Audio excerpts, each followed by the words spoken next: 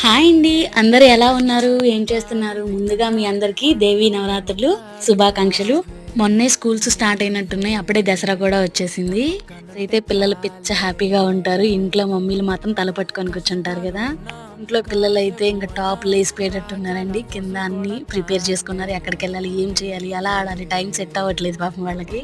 Morning నుంచి మా ఇంటి ముందు కాకి అరుస్తానే ఉంది. మరి ఎవరు వస్తున్నారో ఏమో అర్థం కావట్లేదు, కానీ అది గ్యాప్ లేకుండా అరుస్తానే ఉంది. ఎందుకో మరి కాకి అలా అరుస్తుంటే ఎవరైనా చుట్టాలు వస్తారని అర్థం అనమాట. మరి మన ఇంటికి ఎవరు వస్తున్నారో అర్థం కావట్లేదు.